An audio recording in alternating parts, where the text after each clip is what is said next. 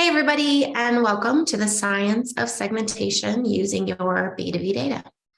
I'm Mariah West. I'm your host for today's session.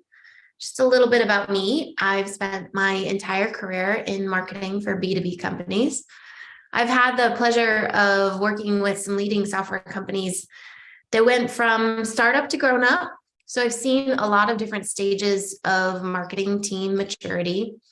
And segmentation specifically, it's such a fundamental prerequisite to successful marketing campaigning. So excited to share my knowledge with you.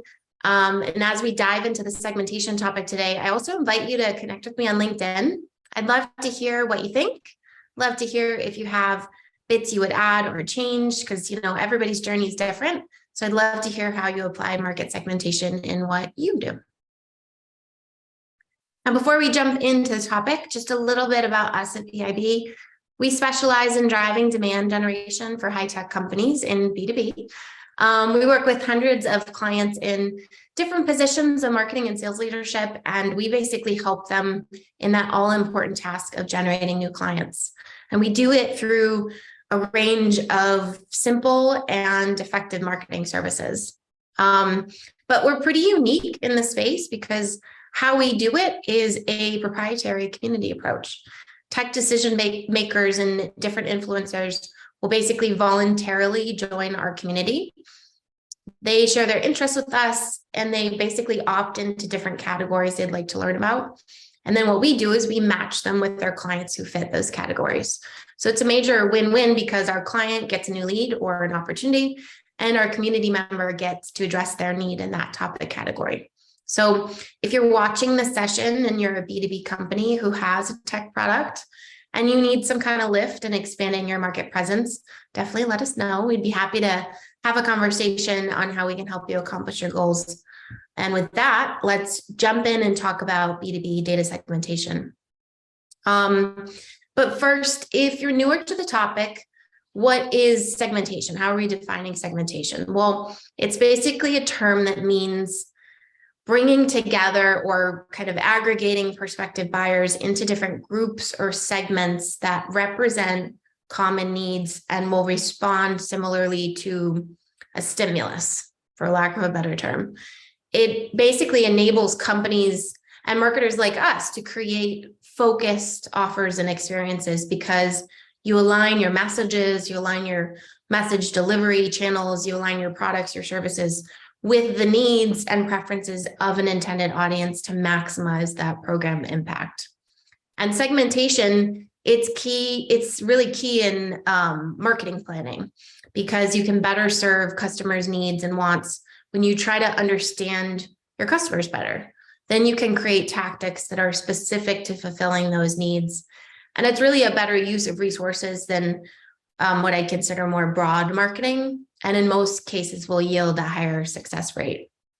But segmentation, it's not an exercise really of creating something. You're not creating a segment, but you're instead observing behaviors and interests to uncover a subgroup that you can then intentionally target with more meaningful messaging. So just to give you like a consumer-centric example, I drink coffee. I drink coffee pretty regularly, but I generally make my coffee at home.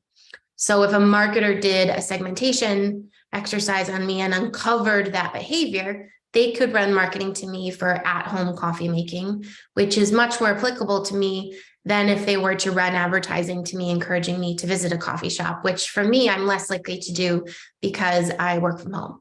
So don't think of effective segmentation really as a placement exercise, but it means understanding human behavior in order to market most effectively to people with a high level of personalization to those needs. But segmentation is one of those things that sounds easy, but it is shackled to your ability to reliably get information on your prospects and buyers that you can then use to categorize them. And that in itself can have some challenges, as you may know. Now, most of us have access to data via our CRMs, our databases, and that represents information in a moment in time.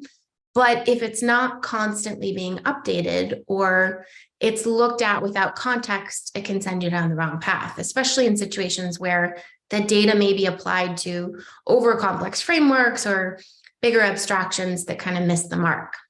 I love this diagram by Somin and Kwan, who write for the behavioral scientists, and it contrasts what we would consider traditional segmentation techniques on the left to what they call segmentation reimagined on the right, where instead of relying on traditional demographic usage or behavior segmentation, where people in theory can only belong to one group, they don't change groups, that we instead get into this mindset of a segment being a fluid thing where we're merging together various types of information and signals and continuously adjusting where customers could belong at different points of time.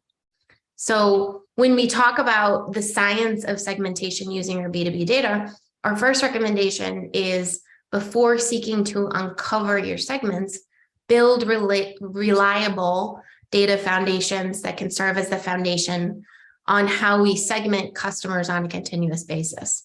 And for that, I just want to first acknowledge that there's so many strategies that marketers already use to do this, be it through customer journey mapping, integrations, maybe enrichment strategies. Maybe you're lucky enough to have a BI team who can help do data correlation and analysis. But we want to take a minute instead to show you what we believe is the underlying concept to understanding and evaluating your data strategy moving forward. And that's the type of data you're using for segmentation in the first place and how that relates to quality. And you're going to get the best foundation for your segmentation program from first and zero-party data, because this is information that's closest to the individual. Now, first-party data you might be familiar with. It's data that's voluntarily but passively collected. So these are things like my web traffic, browsing habits, maybe my purchase information, or interactions that I've had with customer service. These are all first-party data sources. Now, zero-party data, on the other hand, may not be a familiar term, but it's information that's voluntarily provided by the contact. So I'm willingly sharing that information with you, like through my own efforts. So these are things like form submissions, preference data, survey information. This is all zero-party data. So when you think about creating a baseline profile to analyze for your segmentation exercise, first look at what zero-party data you may already have about your potential buyer. Now, for most of us, we have some buried in our subscriber databases. So I usually recommend that you do a quick audit of your subscriber data and see what they've already shared with you in your preference center, so you can make sure that that's front and center information. And then you want to bring that together with your first-party data that you have. Now, when most of us think of first-party data, we think of web browsing habits and maybe those customer service notes I mentioned earlier. But there's also amazing first-party data in recorded conversations that you can mine with the right tools. A lot of us today in our businesses record our sales conversations. Could be through tools like Chorus, maybe Gong, maybe Zoom, maybe even in your marketing automation platforms. So have you ever investigated analyzing that data for applicable nuggets on preferences? If not, definitely recommend check it out. Now, once you already have an idea of what you have, take the time to then create a strategy for collecting more. And some of the easiest ways to do this is just by asking for it. And you could do this formally, like in a survey, or informally by just asking for a reply to a message. Things that fall in this category are things like surveys, polls, opt-in forms, chatbots, quizzes, games. Like all of these can be used to ask questions about interests. At VIB, we do a lot of this. Our particular main method is through surveys, because surveys are such an easy thing to orchestrate, and the majority of people will take a survey. So when you think about segmentation, our recommended first step is to not assume a baseline of accurate information going into it. Instead, your segmentation exercise, the first step should be gathering, collecting, and analyzing to create that reliable data foundation before you even start putting people into segments. Now, once you have the data foundation in place, and remember, it's continuous, and it's got to be because people are always changing and growing. But once you have that, it's time to apply that information to a process that you can take to determine that segmentation strategy. And for that, you need a practical hierarchy to use. Now, if I were to, or if you were to Google targeting approaches or market segmentation templates, or, insert your synonym here, graphics, there's a lot of options. No targeting templates are the same. There are some consistencies that have different blends of segmentation parameters, but some of them you may have, some of them you may not have. So how do you really know which to use? Well, we recommend that you use something that is based on the data that you have available to you and the targeting complexity you need in your campaigns. And while I'd love to say that I came up with this idea, it's actually borrowed research from psychology scholars on the science of segmentation processes in consumer markets. And all we've done is we've applied it to the modern B2B marketers world. So you can see in the matrix here, we have general information and product-specific information on one axis, and observable and unobservable information on the other. The color coding that you see, there's a little key in the bottom left-hand side. It correlates with essential information like your common demographic or technographic data, and enrich data like behavioral or psychographic data. And to use the chart, you move in the order 1 through 4. Because where you access the data will increase in difficulty, and kind of the application nuances also increase in complexity as you move down the numbers.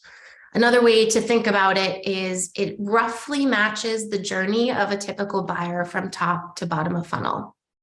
So when you use the graph, we recommend you prioritize that observable data as the essential type to start your segmentation. And the reason is because it's much easier to reach and to measure, and it accomplishes that baseline goal generally of, accessing customers first for awareness and prospecting. You can probably easily find this information online or in your CRM. So you can either stop there, steps 1 and 2, it'll give you a foundation, or you can think of uncovering observable data as a goal or a way to enrich your strategy. And you can typically start to get this information through things like interviews, sales calls, surveys. It's especially useful and plentiful where you get into more of the evaluative stages of the buyer journey. It's some of the hardest information to access, but it's definitely the most important for accuracy and applicability in messaging. So we've talked about data foundations, and we've shown you our process, but then what information do you actually use for the process? And we recommend you start with your best performing markets and customers and build profiles based on those first. And for that, we've pulled together a 4-part segmentation checklist for you to follow. So step 1, first, you're going to identify the target market you need to do this exercise for. And maybe it's a specific high-performing industry or vertical. And once you have that market identified, you grab a list of all your highest performing existing customers in that market. And then you'll apply the information you have about those customers into the matrix we showed you, specifically into the essential parameters part of the matrix. And you can grab that information from your CRM. Maybe you go on LinkedIn to fill in the gaps. Then you figure out your options to go beyond the surface data for that unobservable information we talked about. And maybe the way you do that is you ask your sales team to interview customers or listen to those pre-recorded calls. And then you put it together and you create a representation of the segment that you can then use for targeted campaigning and to identify those lookalike customers that you want to go after. So bringing it all together, first 3 steps we recommend can really help serve as a solid strategy that you can repeat time and time again for using your B2B data for segmentation. And before you go, despite where you land in your segmentation efforts, sometimes you just need a little help to break into new accounts, and that's where we can come into play. At VIB, we are committed to helping our clients grow. So we do offer no-risk trials that you can use to experience the results that we may be able to drive for your business. We have 3 trial offers. First one is an email trial where we'll send your email of choice to our community members that match your ideal target criteria. The second one is where you can test our content syndication service for a single asset of your choosing for up to 25 downloads. And the last is we will book you up to 3 meetings with prospects that align to your ICP. And so we would like to offer you the opportunity to try one of these out for yourself, just as our thanks for attending the session to the end. So go ahead and you can either scan the QR code or access that link above the laptop image to get there and sign up for yourself. So thank you so much for listening. Hope you enjoyed the session, learned a little bit about the science of segmentation using B2B data, and look forward to chatting with you all again.